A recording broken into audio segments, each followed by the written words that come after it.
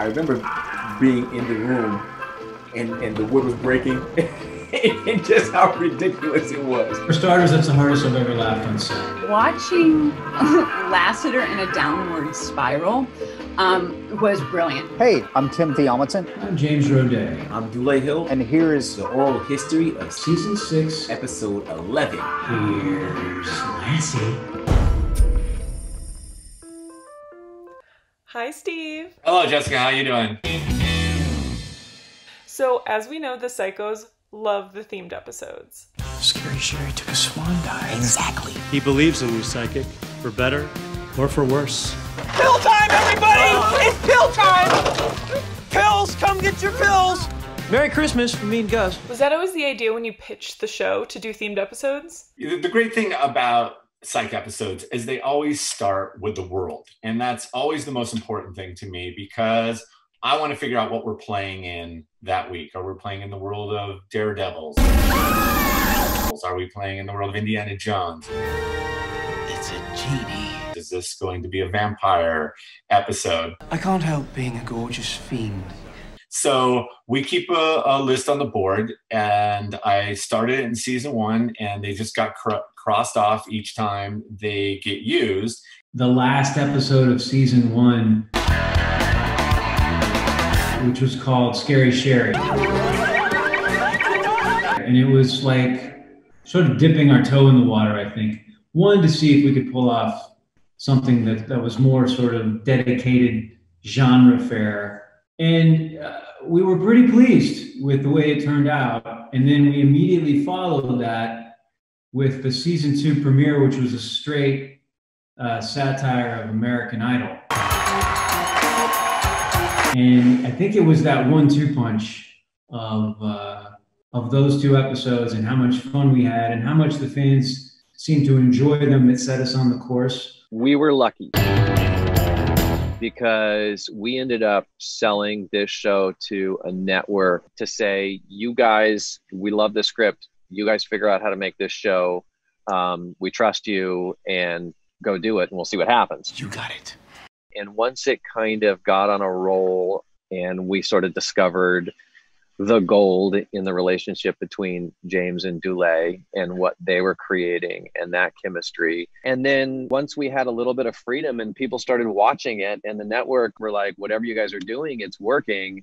What do you want to do next?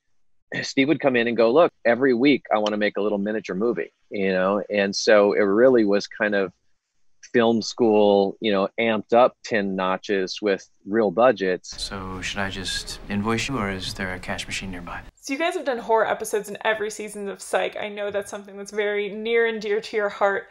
Tell me about the concept for this episode. The Shining had been up for not that long. It actually was one of the ones that were relatively new. And we know that whenever we get to an episode that has any sort of connection to horror, then James gets first dibs on it. I got super stoked for a couple of reasons. One, we knew it was going to be a showcase for Tim. And 2, that meant that I would have less to do as a natural byproduct on camera. And I always got really excited for episodes where I could act less and be behind the camera and watch my co-stars more. So it was kind of it was my favorite kind of episode to direct. So when we broke the episode, it was written by Tim Meltriger and Todd Harthan, who are 2 of our favorite writers on the show. I had kind of been wanting to do a Shining episode for a very long time. I'm a giant fan of the movie. I feel like it's a cultural touchstone. And it seems perfect for James Roday's sensibility because James, we all know, was a giant horror movie wonk. And it just seemed like a perfect match. I'm dangerous in a sexy way. So once the episode theme is greenlit, what are the next steps for you as a writer? Well, the next steps are honestly to pile into the writer's room with all these kind of wonderful comedic brains and just go, okay, guys, like, you know, here's the sandbox we're playing in. Here's the movie that we're you know, kind of paying homage to. let's just have some fun. So when it comes to parodying The Shining, is going for all the big moments in The Shining, all the things that are kind of iconic about that film. Most obviously, like anytime you had a long hallway, you had to put a pair of spooky twins at the end of it.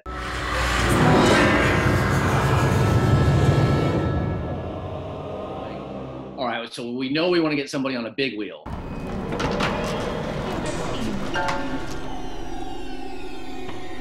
Somehow figuring out a way to get a giant river of blood in something. We filled a light fixture with it.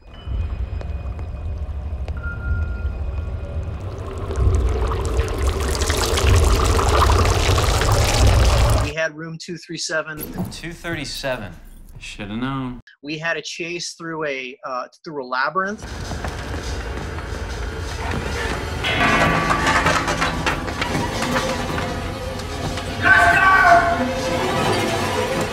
The Shining obviously is in of itself probably more. You could probably say it was biting off more than we needed to chew, which is why we tried to incorporate like several haunted house sort of supernatural elements. We're investigating a haunting in Lassiter's new condo. Who are you gonna call? Hello, Rosemary. Hello, Carlton.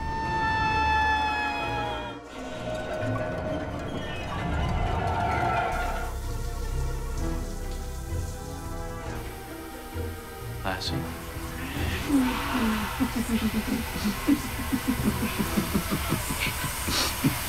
So how did you come to the decision to feature Tim so heavily in the episode? Well, first off, you feature Tim whenever you can because there's nothing that Tim can't do. So writing for him is so pleasurable because Tim is a great serious actor. He's a wonderful dramatic kind of like action guy, and he's also utterly ridiculous when you put him in a situation like this. Still quite firm. Tim is just genius in it. I just had so much fun working with him. Anytime you got Tim to kind of start losing his mind a little bit, it was always a joy to watch those scenes, but also to film those scenes. At that point in the series, like we were very well aware what we had in Tim Amundsen as a performer, and to be able to crack an episode that gave him that kind of range to play with and show him off was a real triumph for us. He's such a talented actor anyway. To watch the arc of him unraveling in absolute madness. Of course, I believed he had it in him, but when I saw it, I was so floored. Boom! He just stepped right in and never broke. Like, he's so good in it. Are you crazy? On guard. I'm not in this particular episode, but I happened to walk to set one day. It was between takes and Tim walks out, and I'd never seen him look this haggard. You're not going anywhere. For once, we get to see him just lose a little bit control. And I just remember going there going, this is gonna be good. It's pure gold. It was the perfect balance between an incredibly talented actor using a reference point, which is obviously like, Jack Nicholson's work in The Shining, but then completely making it his own, not forgetting the fact that Lasser also had to be present inside of that performance. You can run, but you can't hide! So let's talk about the Labyrinth chase moment. What do you remember from shooting that scene? I remember a lot of screaming.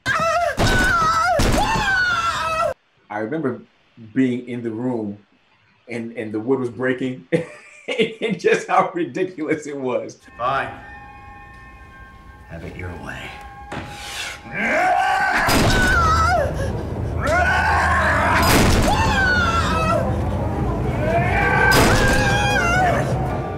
Store's really solid. I think it's old. For starters, that's the hardest I've ever laughed on set. Was watching Dulé do Shelley Duvall. Gus screaming on the other side, doing the most amazing Shelley Duvall scream I've ever heard in my life.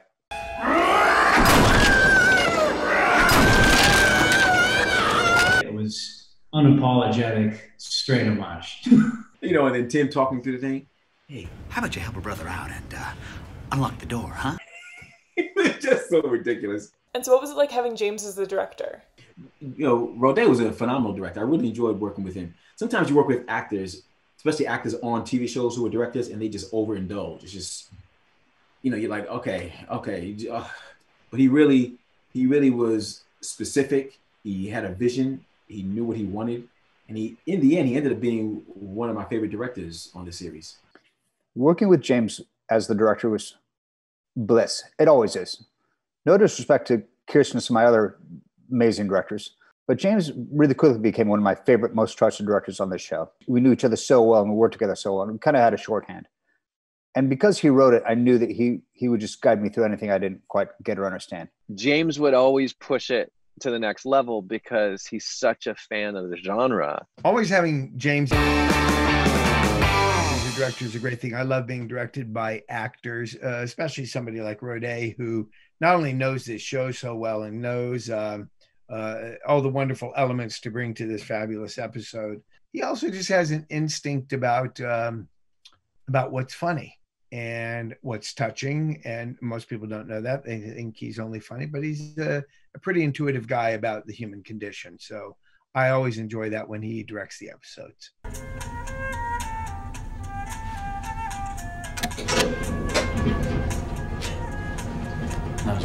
James is just so good at creating that kind of a weird, uncomfortable, scary world and keeping it in the line of Psych. You win. I guess I'm just gonna leave. You're not leaving. You're just making footstep sounds. I also want to shout out the opening title sequence and the music and the way, I mean, we did that a lot with themed episodes, but that one in particular is so haunting and creepy. It's great.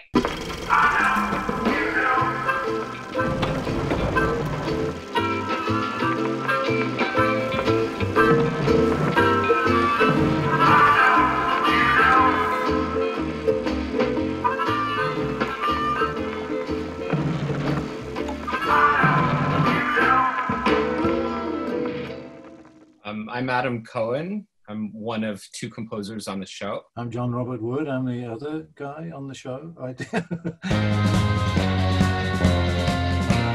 We did every episode for 8 seasons and a musical. So how did the idea come about to modify the theme song for these episodes? The original theme song was written by the creator with his band and came with the show. When we were brought on, the theme was already there. Early on in the first season, when we had a big Christmas episode, I kind of thought it would be really interesting what if we were to manipulate the theme and put it in the style of a Radio City Music Hall Christmas Spectacular. Unbeknownst to any of the creator or any of the producers, went ahead and did it, thought it would be really fun, and kind of secretly had it placed at the playback, hoping with fingers crossed that A, they would like it, and B, they wouldn't be offended that we took their great theme song and played with it. And luckily they loved it, and it kind of became a new thing to do when we had really special themed episodes. We would manipulate the theme and do it in the style. I know, you know. I know that you know that I'm not telling the truth. I know that you know that they don't have any proof. I know, you know. I know, you know. Principal influence on this episode is The Shining, of course. And one of the components of The Shining score, which was principally, Adam will correct me, but I think Penderecki and a lot of that style of classical music, but there's also quite a lot of ballroom music in there. And we thought it'd be fun to take the theme tune, and render it in a sort of a crunchy 20s jazz ballroom sort of style. I might shift it a little bit from the theme, because for anybody who's watching the show and happens to be a big Kubrick fan, what was hidden throughout the score, not the theme song, but now the score, is if you watch the opening of The Shining, and the theme is a famous Gregorian chant used in tons of classical music, most famously the Symphonie Fantastique, which is written by a composer named Berlioz, and that was used in Kubrick all over the place. So secretly, we put it in everywhere, and it's hidden. So either if people don't know it, I'm certainly not going to sing it, but I would suggest watching the opening of The Shining, just the opening scene, listen to that music, and then watch the episode, and you will hear sprinkled throughout little hints of it, sometimes goofily in little funny ways, but it's there, and sometimes very obviously in overt ways.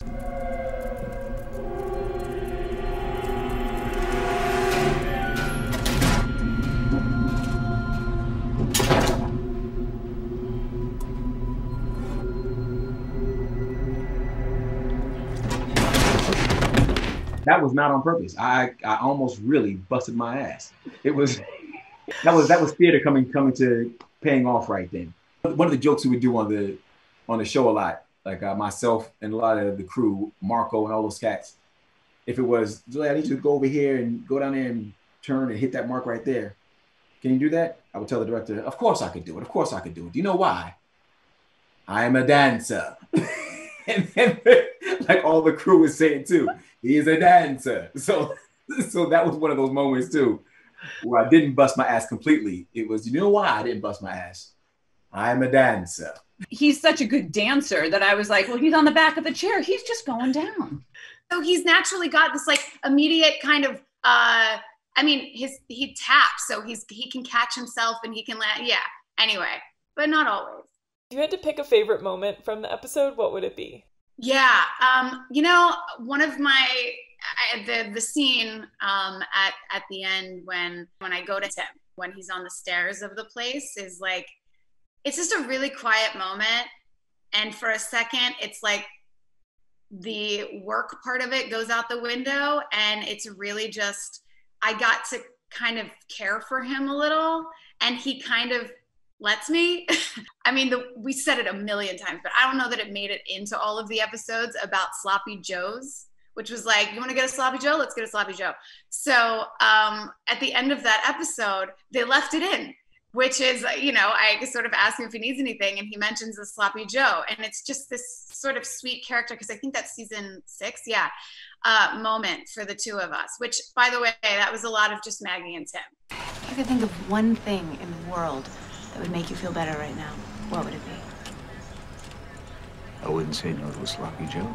It's also an honor and a privilege to work with Lou Gossett Jr. It was one of the later things that he did. I think when he came up to work with us, he was contemplating maybe not acting anymore. So it was one of those moments where you're just like, wow, this is dope. I'm here. Let's take a moment and appreciate Sarah Rue, who absolutely and totally kills every bit of comedy that's written for her. Oh, get out of this condo! Nice to meet you, Sean. Horatio. You know what I was just thinking? I should put together a camping trip. I love to camp. Do you love camping? I love camping. The whole building could go camping. Think I'll miss. Everything in this episode was just jam-packed with joy. Hey, thanks for watching. Hey, everybody, thanks for watching. Hey, thanks for watching. Hey there, thanks for watching. Hey, thanks for watching. Thanks for watching. And make sure to check out Psych 2. Lassie, Come Home on Peacock. And curtain.